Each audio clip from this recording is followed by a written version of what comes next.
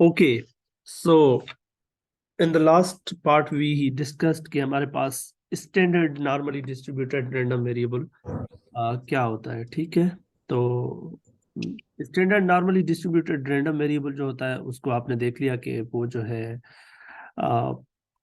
X जो है वो normally distributed with mean 0 and variance 1। लेकिन ये जो नोटेशन है यहाँ पर जो है वो आथर्स जो है वो z यूज कर रहे होते हैं। जब आपके पास स्टैंडर्ड नॉर्मली डिस्ट्रीब्यूटेड है तो उसके लिए z यूज हो रहा होता है रैंडम वेरिएबल। तो z होना या x होना ये जस्ट नेम है, it doesn't matter at all. तो आपके पास अगर z के नाम से आ रहा है रैंडम वेरिएबल जिसकी नॉर्मल डिस्ट्रीब्यूशन है with mean 0 and variance 1, so you will say that ये जो z है इस केस में आपके पास फिर पीडीएफ जो है वो इस तरह से होगा 1/2 पाई e to the -1/2 z²। अब सवाल बहुत सारे हो सकते हैं।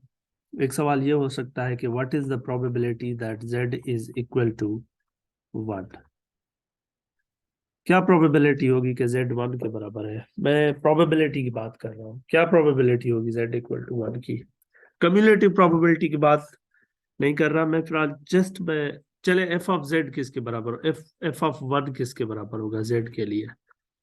जस्ट 1 पुट कर देंगे, ठीक है, कि ये आपके पास 1² यानी e/1/2 स्क्वायर रूट ऑफ 2 पाई। इस तरीके से अगर आप एफ में कोई भी आपसे वैल्यू पूछी जा रही है तो आप डायरेक्टली उसको बता देंगे। दूसरी बात आ जाती है कि जब आप बात कर रहे होते हैं कम्युलेटिव प्रोबेबिलिटी डिस्ट्रीब्यूशन की,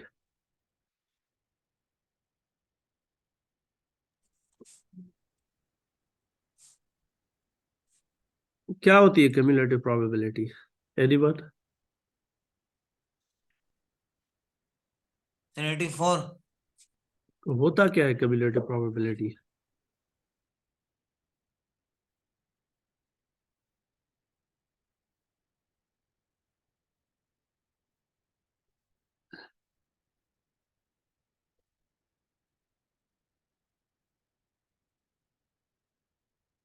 जी, एनीवन? कम्युलेटिव प्रोबेबिलिटी क्या होती है? You guys can search even, कोई मसला नहीं अगर आप सर्च करके भी बताना चाह रहे हैं।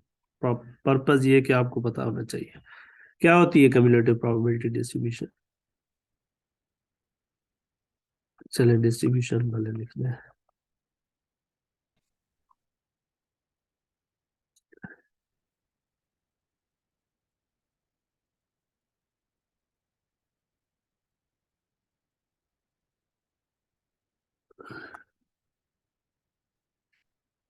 Yes, no one?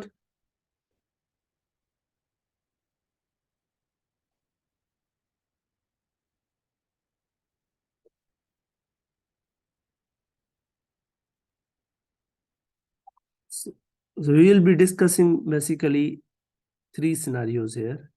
एक ये होगा कि हम इंटरेस्टेड होंगे प्रोबेबिलिटी के अंदर, probability that the standard normal random variable, the standard normal random variable z is less than or equal to some value। So basically हम एक तो इस किस्म की प्रोबेबिलिटी में इंटरेस्टेड होंगे कि क्या चांसेस हैं कि z जो है वो लेस देन इक्वल टू है सम वैल्यू, वो कुछ भी हो सकती है। Some value that can be 1 2 3, let's say some number, कोई भी नंबर हो सकता है a।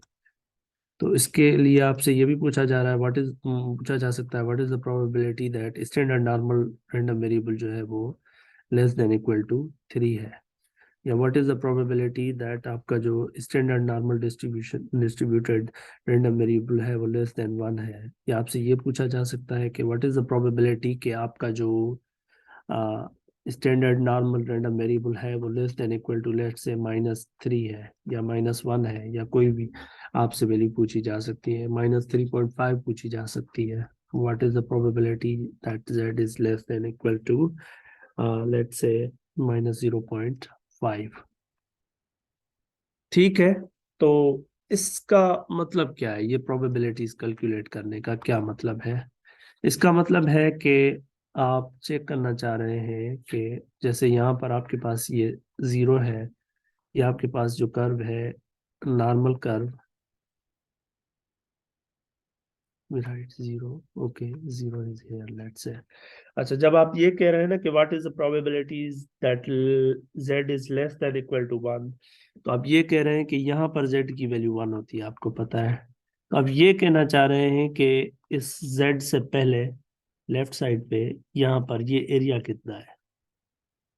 जब आप ये कैलकुलेट कर रहे हैं ना probability z less than equal to 1, तो आप ये कह रहे हैं कि what is the area under this normal curve, standard normal curve, जो कि left side of z equal to 1 पे आ रहा है, ये एरिया किसके बराबर है, ये आपको कैलकुलेट करना है। ठीक, इसकी इंटरप्रिटेशन ये है।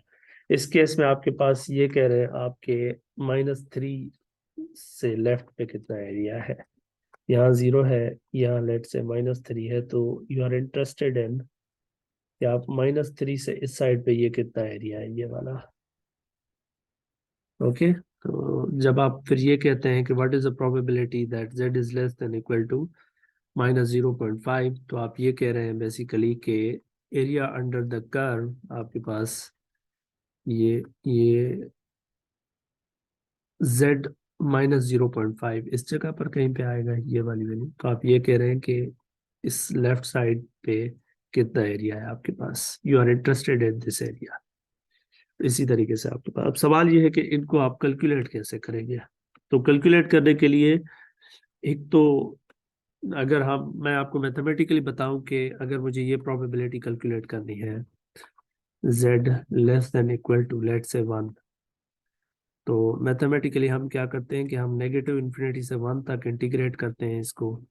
जो हमारा पीडीएफ है उसको 1/√2 पाई e⁻1/2 z² dz, तो ये आपको कम्युलेटिव प्रोबेबिलिटी दे देगा। लेकिन जब हम स्टेटिस्टिक्स के अंदर रहते हैं तो हमें इस इंटीग्रल सॉल्व करने की कोई ज़रूरत नहीं पड़ती, यानी हमारे पास जो है टेबल अवेलेबल है, उस टेबल की हेल्प से हम जो है ये प्रोबेबिलिटीज कैलकुलेट कर सकते हैं। So let's work out this कि व्हाट इज द प्रोबेबिलिटी कि आपका जो रैंडम वेरिएबल है वो लेस देन और इक्वल टू है 1। तो आप क्या करेंगे, आपके पास टेबल होना चाहिए। तो आप इस बुक के, let me take you to the book, ये जो मैंने आपको बुक भेजी हुई है, इसी बुक के अंदर आपके पास पेज नंबर जो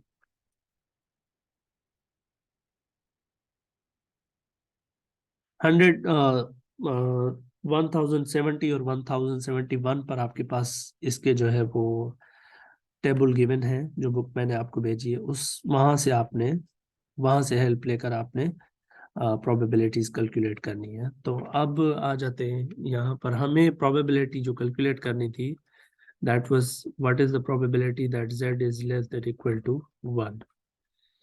तो आपके पास ये जो 1 है, इसको 1 पॉइंट आपके पास जो है फिर वैल्यूज होनी चाहिए ज्यादा, यानी कि आपने इसको बनाना है। देख सकते हैं आप कि ये जो 1 है ना, और ये दोनों आपने, एक तो ये वैल्यूज कैलकुलेट कंसीडर करनी है, और दूसरी ये आपके पास जो फर्स्ट रो है और इस साइड पे ये फर्स्ट कॉलम है, these both are going to be useful.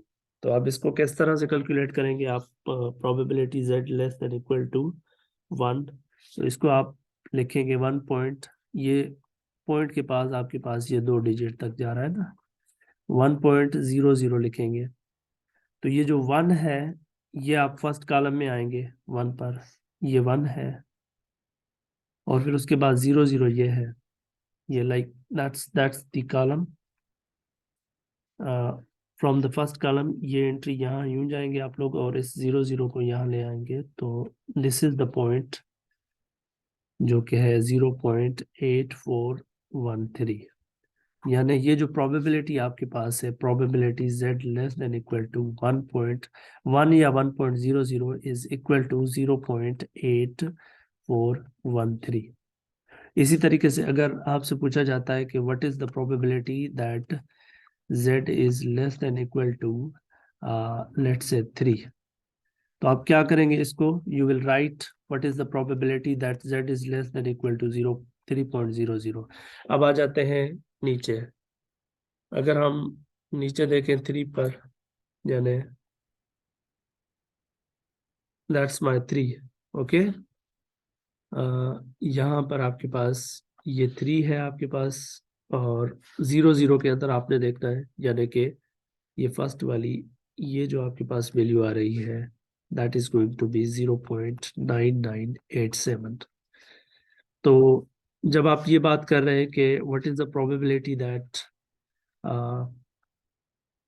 This one over here, जब आप ये कह रहे हैं what is the probability that z is less than equal to 1, तो आप इसको ऐसे भी कह सकते हैं what is the probability that z is less than equal to 1.00, और फिर आप ये अभी हमने कैलकुलेट की दैट्स 0.8413। यानी आप ये कह सकते हैं कि इट्स बेसिकली 84.13%। और जब आपने 3 की बात की, probability less than equal to 3.00, तो वहां पर आपके पास जो आंसर आ रहा था दैट वाज बेसिकली 0.9987, 0.9987, यानी कि 99.87%। तो आप इसको अगर आप ग्राफिकली देखना चाहें, इसका क्या मतलब है, तो आप ये कह रहे थे कि आपके पास जो standard normally distributed random variable है, उसकी आपके पास नॉर्मल कर्व ये होती है। तो जब आपने ये कहा कि probability z less than equal to 1, तो यहाँ पर आपके पास 1 है। तो ये जो एरिया है ना, ये वाला एरिया, दिस एरिया वाज, यानी ये जो एरिया आ रहा है ये आपका 84.13% आ रहा है। और जब आपने ये 3 से नीचे कैलकुलेट किया है लेफ्ट साइड पे, यहाँ पर 0 है, यहाँ पर आपके पास 3 आ रहा है, तो 3 की लेफ्ट साइड पर जब आपने एरिया ये कैलकुलेट किया है, दिस इज, ये सेंसिबल भी है क्योंकि ये लग रहा है कि ये बहुत ज्यादा एरिया है, यानी दूसरी साइड में बहुत कम एरिया रह गया है। So that's going to be 99.87% of the area. Okay. So इस तरीके से आप और कोई आपके पास प्रोबेबिलिटी है तो वो भी आप कैलकुलेट कर सकते हैं। कोई और एग्जांपल हम करते हैं, लेट मी सी वन अदर एग्जांपल जिसको हम अभी सॉल्व कर लेते हैं। I'll I'll do, यस, हाँ ठीक है।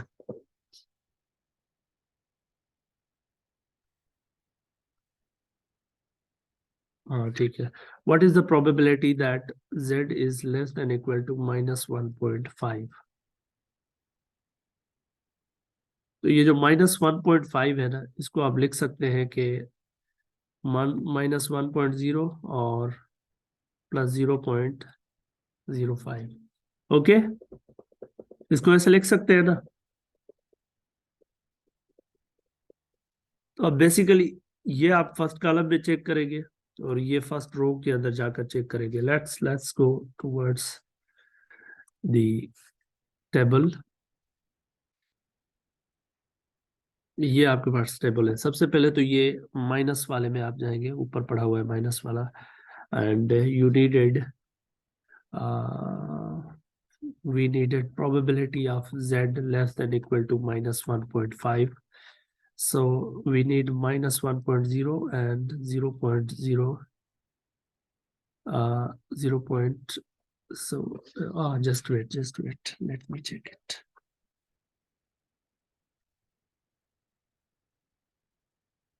0.05 के अंदर चेक करेंगे, एक मिनट, जस्ट अ सेकंड।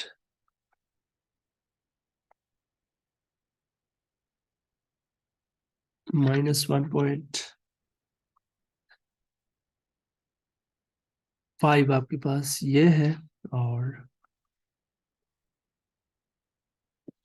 तो यहाँ पर आपके पास -1.5 तो डायरेक्टली आ रहा है। तो आपने क्या करना है, यू हैव दिस -1.5 है आपके पास, तो आप -1.5, इसके बाद आप इस साइड पे अगर देखें तो आपके पास कितने चाहिए, 0 पॉइंट के बाद 0 0, यानी आप सिंपली ये कह सकते हैं कि आप 1.5 को आप 1.5 को 0.00 के अंदर देखेंगे। और ये आपका जब 4 डिजिट से ज्यादा होगा तो उस केस में, चले मैं एक और एग्जांपल आपको बाद में करवाता हूँ। तो इसको आप -1.5 को 0.0 वाले में चेक करेंगे, यानी you will go -1.5, this is here, okay.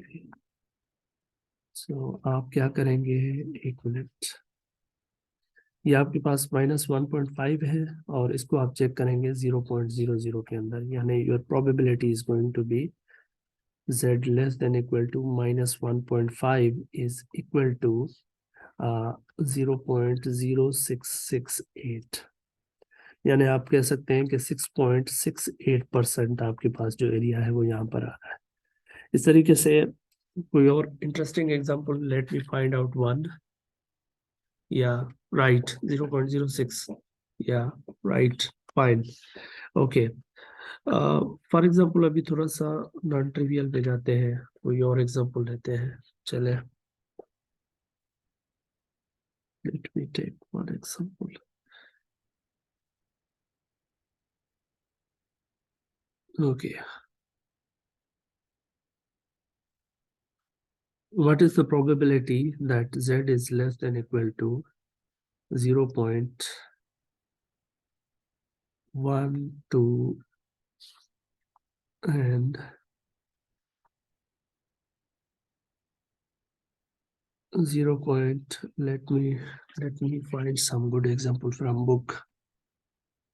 Probability z less than equal to -1.0, -1.8, 1.98. Z less than equal to, probability z less than equal to -1.98, -1.98। इसको किस तरह से करेंगे हम क्या करेंगे, ये जो 1.8 है माइनस का, ये हमारे पास -1.8, हमारे पास 1.9 हमारे पास है फर्स्ट जो हमारे पास कॉलम है वहां पर, बाकी ये जो है इसको देखना है आपने 0.08 के अंदर, यानी अगर हम, हाँ ठीक है, वो वाले में डायरेक्ट देखना था, सही बात है, सही है, ठीक है। अच्छा यहाँ पर आ जाते हैं आप, नाउ लेट्स टेक दिस। अब हमें चाहिए प्रोबेबिलिटी, अभी जो एग्जांपल हम देख रहे थे, probability z less than equal to -1.98।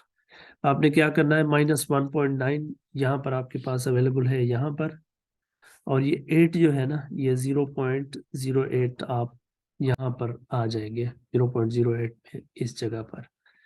तो आप इन दोनों को देखें कहाँ पर ये इंटरसेक्ट करते हैं, इस जगह पर इंटरसेक्ट कर रहे हैं,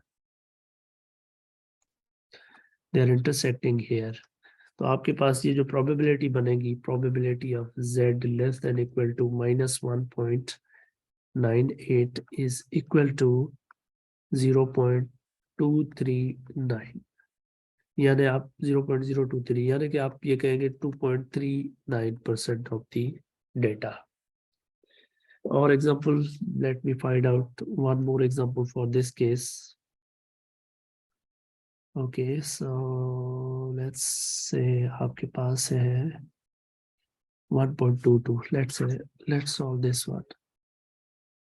What is the probability that z is less than equal to 1.22? चले, तो इस केस में फिर हम क्या करेंगे, इसको हम ब्रेकआउट करना है हमने। एक तो हमारे पास ये 1.2 हमारे पास फर्स्ट में अवेलेबल है 1.2, बाकी ये जो रह जाएगा इसको हम इस तरह से लिख सकते हैं 0.02, यानी यहाँ 0.02 आपके पास फर्स्ट रो के अंदर आपने चेक करना है, और ये वाला आपने फर्स्ट कॉलम के अंदर चेक करना है। तो if we go towards again towards the table, तो यहाँ पर आपके पास आपको चाहिए थी probability z less than equal to 1.22। तो 1.2 आपका फर्स्ट कॉलम में होना चाहिए, उसको आप चेक कर सकते हैं फर्स्ट कॉलम के अंदर पॉजिटिव वैल्यूज के अंदर। ये है आपके पास वेट 1.2 आपके पास फर्स्ट कॉलम के अंदर 1.2 आपने चेक करना है, that is here probability z less than equal to 1.22। ये आपने 1.2 को चेक करना है फर्स्ट कॉलम के अंदर। यहाँ पर नीचे आए तो यहाँ पर आपके पास 1.2 पड़ा हुआ है, और दूसरा आप 1.2 जब आपने ले लिया तो बाकी आपके पास 0.02, इसको आपने चेक करना है फर्स्ट रो के अंदर। ये आपके पास 0.02 है। अब देखें कि ये कहाँ पर इंटरसेक्ट करते हैं दोनों, किस पॉइंट पर। So that's the point basically 0.8888%। यानी यानी आप कह सकते हैं कि probability that z is less than equal to 1.22, yes right, is equal to 0.8888। I think अब आपके पास अगर इस तरह से कोई प्रोबेबिलिटी है, या आप ये कह सकते हैं 88.88%। और अगर हम इसको ग्राफिकली चेक करें कि हम क्या कर रहे थे इस वक्त, तो यहाँ पर आप ऐसे कह सकते हैं कि आपके पास जब आप ये बात कर रहे थे, when you are talking about probability,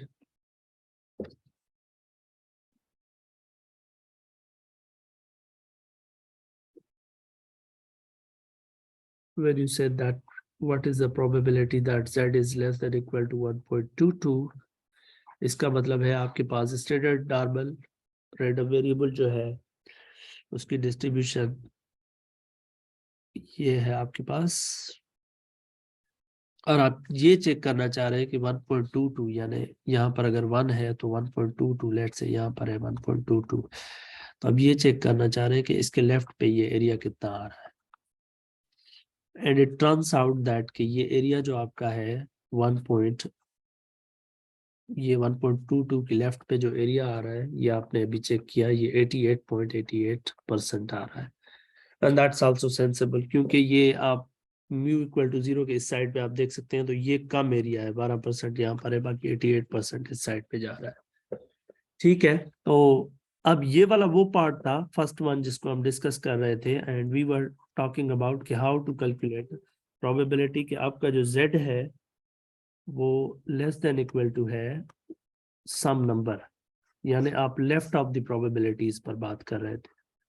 यहाँ पर आपके पास कोई ओके, सो अगर आपके पास नॉर्मली डिस्ट्रीब्यूटेड कर्व है तो आप ये बात कर रहे थे कि कोई वैल्यू है ये a, इसकी लेफ्ट पर क्या है एरिया। इसके अंदर दूसरा जो इंपॉर्टेंट सवाल कम्युलेटिव प्रोबेबिलिटीज के अंदर आपको कैलकुलेट करना पड़ सकता है, वो ये है कि आप बिटवीन दो वैल्यूज आप जो है ना वो एरिया फाइंड कर सकते हैं। यानी कि आप डिस्कस कर सकते हैं कि फॉर एग्जांपल लेट से मेरे पास ये स्टैंडर्ड नॉर्मली डिस्ट्रीब्यूटेड कर्व है,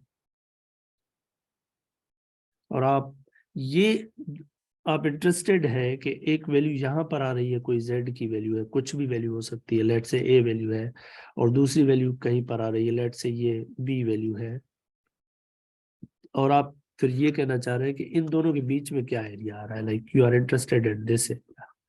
पहले आप लेफ्ट एरिया पर इंटरेस्टेड थे, आप ये चेक करना चाह रहे हैं कि a और b के दरमियान कितना एरिया आ रहा है, you are interested in this area. तो सवाल ये है कि हम कैसे कैलकुलेट करें ये वाली चीज, प्रोबेबिलिटी के z जो है हमारा वो बिटवीन a एंड b आ रहा है, ये कैसे कैलकुलेट करें? कोई आइडिया कोई बंदा कभी बताना चाहे, वरना फिर मैं डिस्कस करता हूँ।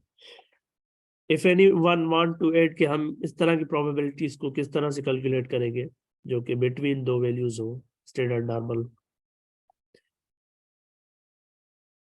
यस गाइस,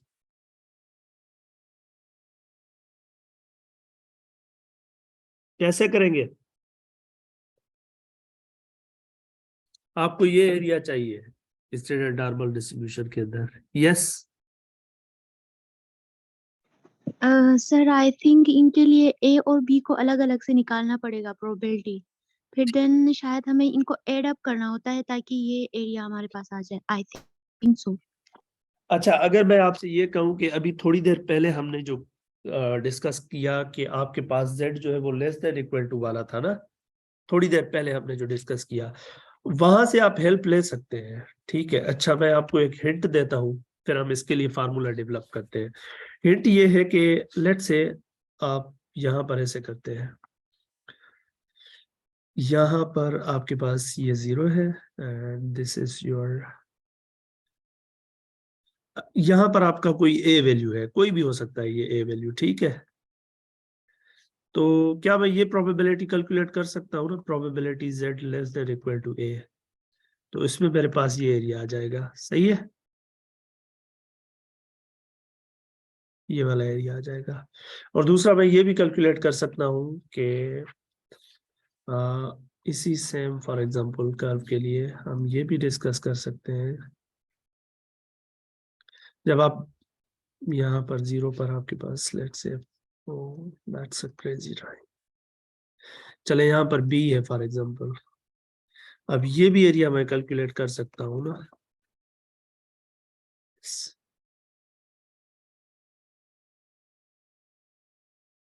ये एरिया भी कैलकुलेट कर सकते हैं, ज्यादा के probability z less than equal to b। Give me a second, yes ma'am. चले, हम ये कैलकुलेट कर सकते हैं कि probability z less than equal to a, और दूसरी ये भी कैलकुलेट कर सकते हैं कि probability z less than equal to b। इन दोनों की हेल्प से मुझे आप बताएं कि अगर मैं ये एरिया कैलकुलेट करना चाह रहा हूँ, लेट्स से ये आपके पास नॉर्मल कर्व है,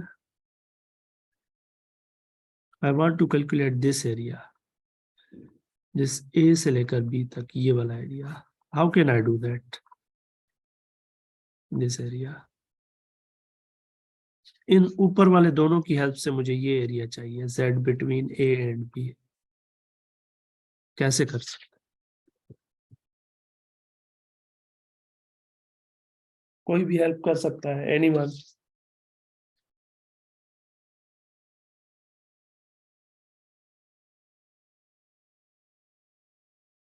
यस, नो वन।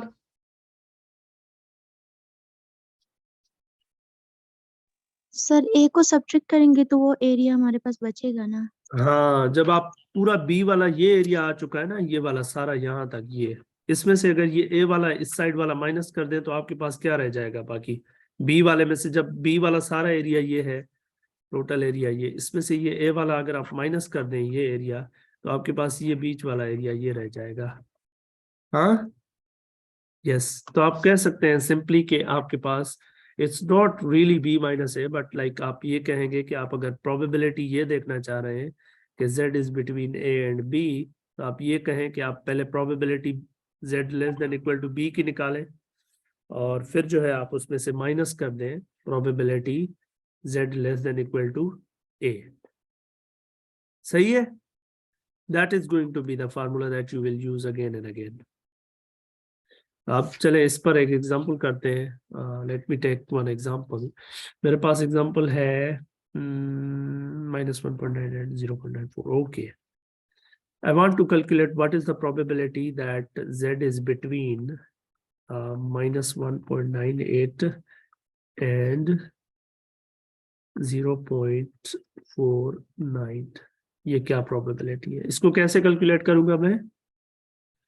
तो ऊपर मैंने जो थोड़ी देर पहले आपको बताया कि ये फार्मूला यूज करेंगे आप, यानी कि आप ये जो ये वाली वैल्यू है इसमें से ये प्रोबेबिलिटी माइनस करेंगे, यानी यू विल राइट कि आपकी जो प्रोबेबिलिटी z बिटवीन -1.98 एंड 0.49 है, दैट इज इक्वल टू कि आप पहले प्रोबेबिलिटी जो है वो z less than equal to जो पॉजिटिव है 4.9, फिर उसमें से माइनस करेंगे प्रोबेबिलिटी z जो है less than equal to -1.98।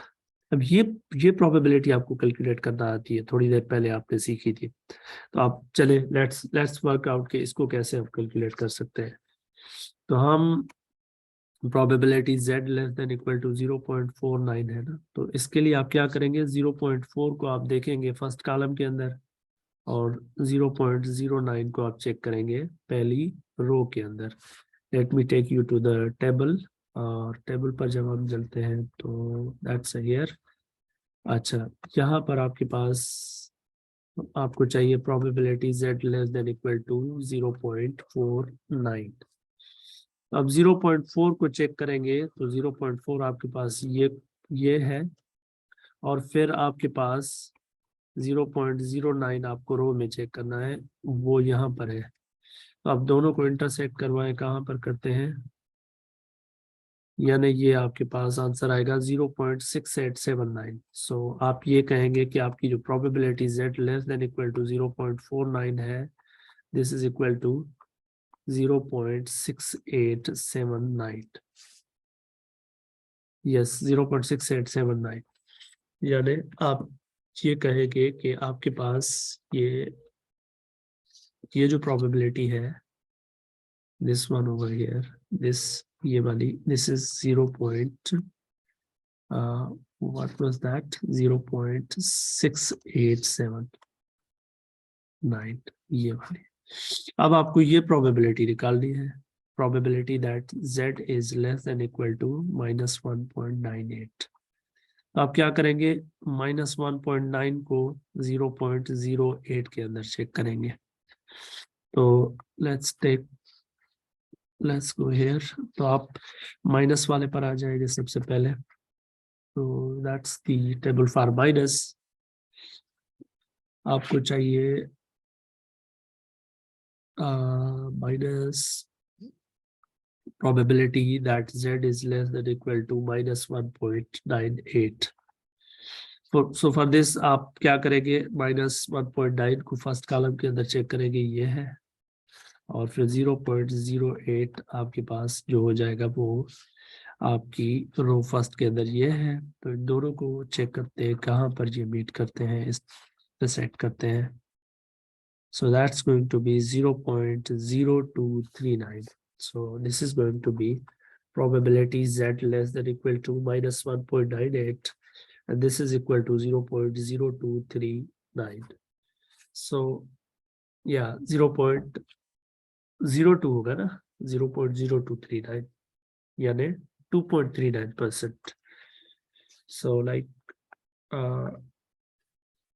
0.02 and 39. This is going to be. So finally आप जो एरिया कैलकुलेट करना चाह रहे थे,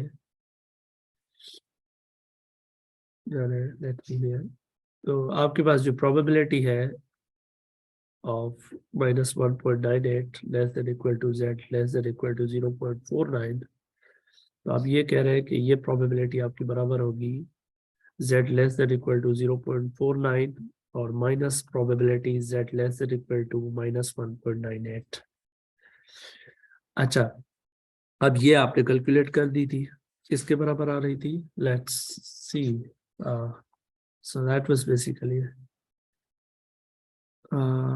68.79, यानी 0.6879, 0.6879। इसमें से माइनस करनी थी ये प्रोबेबिलिटी आपको, दिस माइनस, ये प्रोबेबिलिटी आपको माइनस करनी थी, दैट वाज 0.0239, 0.0239। तो आप ये डिफरेंस निकाले, क्या आ रहा है, चेकआउट, क्या डिफरेंस आ रहा है।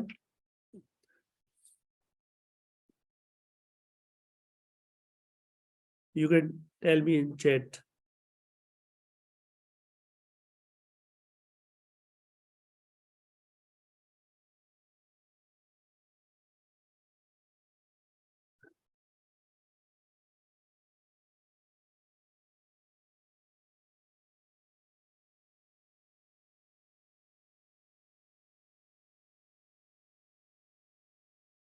So that's basically 0.6640. यानी ये जो एरिया है आपका -1.98 और 0.49 के दरमियान, this is going to be 0.6640। यानी आपके पास, अगर आप इसको ग्राफिकली देखना चाहें, लेट्स से आप इसको हम चेक कर सकते हैं, वहां पर डेस्मोस पर इसको प्लॉट कर सकते हैं।